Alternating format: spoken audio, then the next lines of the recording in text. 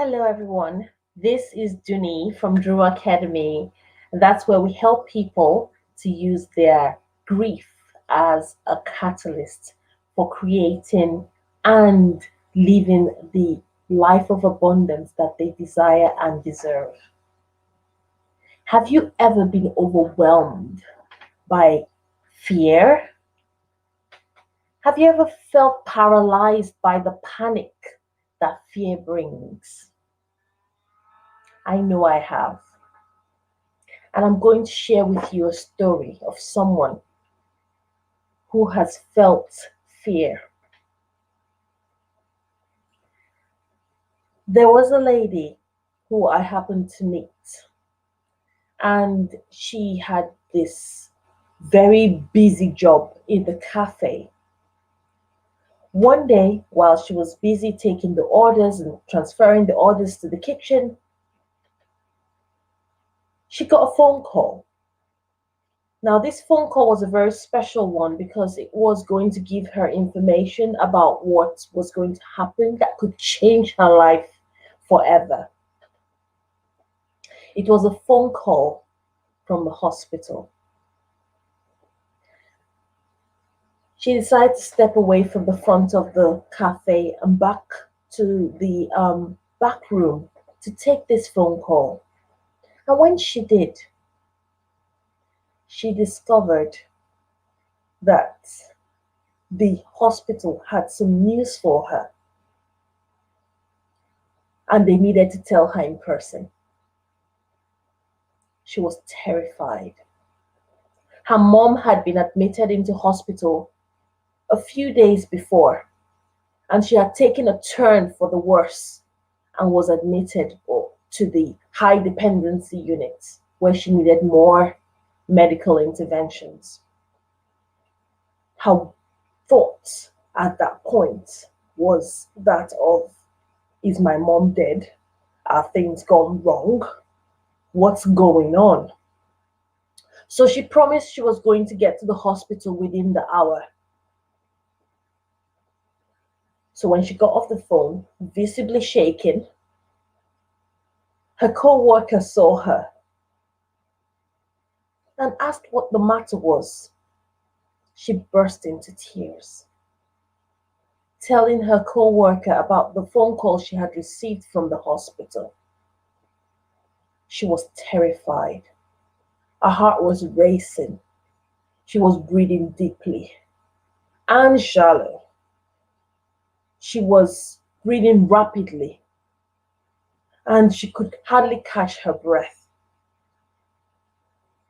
When she managed to get to the hospital, she saw what was happening. The way she felt with the rapid, shallow breathing, the racing heart, the sweaty palms, those are features that you see when someone experiences fear. Now, this lady I happen to know, and when she was receiving that phone call, I was on the other side and I didn't know about this phone call or the impact it had on her until a few days later. The reality of what was happening was her mom had made a dramatic recovery and had asked to see her. So this phone call was made and she was asked to come. Now, when she got there, obviously it was a relief, but that fear was there. And sometimes when we think about certain things happening in our day-to-day lives, we worry about what we're going to lose. We worry about things that could turn out for the worst. What's your thoughts today?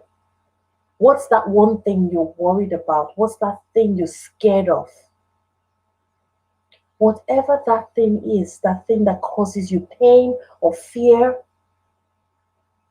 you need to look at it because you will be able to get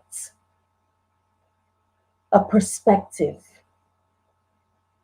Now, many people have described fear as an acronym, and it's called false evidence about reality. In the moments where you're maybe chased by a saber-toothed tiger, that's fine. When you're chased by a saber-toothed tiger, that's the time to run.